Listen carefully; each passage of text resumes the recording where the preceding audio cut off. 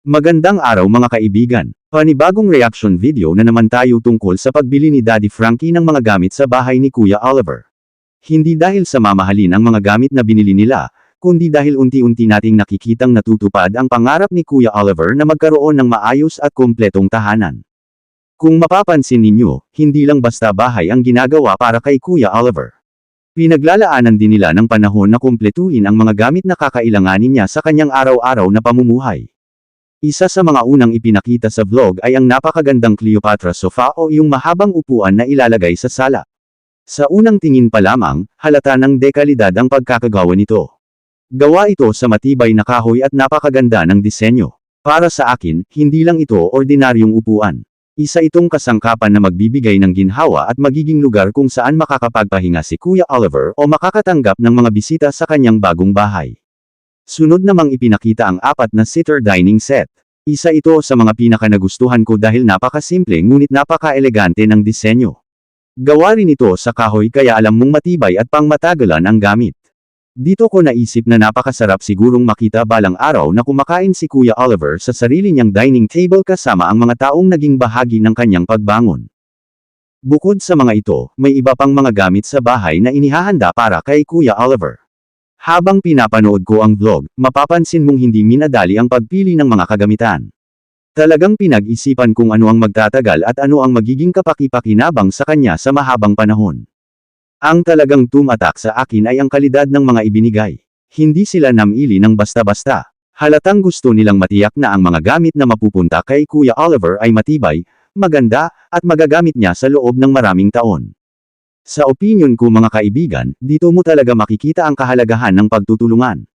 Hindi ito kayang gawin ng isang tao lamang. Malaking bagay ang suporta ng mga sponsors na nagbigay ng kanilang tulong upang mabili ang mga kagamitang ito. At syempre, naroon din ang sipag at dedikasyon ni Daddy Frankie. Ginagamit niya ang kanyang platform hindi lang para gumawa ng content kundi para makatulong sa kapwa. Sa panahon ngayon, bihira na ang mga content creator na naglalaan ng oras at pagsisikap upang makapagbigay ng ganitong klaseng tulong. Habang pinapanood ko ang vlog, napansin ko rin ang kasiyahan ng buong team Daddy Frankie. Kitang-kita sa kanilang mga mukha na masaya silang makita ang unti-unting pagbuo ng bagong tahanan ni Kuya Oliver.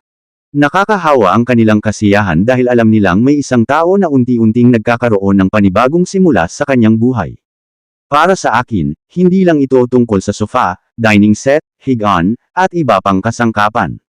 Ang mga gamit na ito ay simbolo ng pag-asa. Simbolo ito na may mga taong handang tumulong kapag nakikita nilang nagsisikap din ng isang tao na baguhin ang kanyang buhay. Isa rin itong paalala na hindi lahat ng napapanood natin sa social media ay puro negatibo. May mga content pa ring nagbibigay ng inspirasyon at nagpapatunay na ang bayanihan at pagtutulungan ay buhay pa rin. Kaya saludo ako sa lahat ng sponsors na naging instrumento upang maisakatuparan ang proyektong ito. Saludo rin ako kay Daddy Frankie at sa kanyang buong team dahil hindi lamang sila gumagawa ng content para sa views, kundi nag-iiwan din sila ng inspirasyon sa kanilang mga manunood. At higit sa lahat, sana ay mapangalagaan ni Kuya Oliver ang lahat ng biyayang ipinagkaloob sa kanya. Ang mga gamit na ito ay bunga ng pagmamahal, tiwala, at kabutihan ng maraming taong naniwala at tumulong sa kanya. Kayo naman mga kaibigan, ano ang masasabi ninyo sa patuloy na pagtulong ng Team Daddy Frankie at ng kanilang mga sponsors kay Kuya Oliver? Masaya rin ba kayo sa mga gamit na kanilang naipunder para sa bago niyang bahay? Ibahagi ninyo ang inyong opinyon sa comment section. Maraming salamat sa inyong panunood at magkita-kita tayo sa susunod nating reaction video.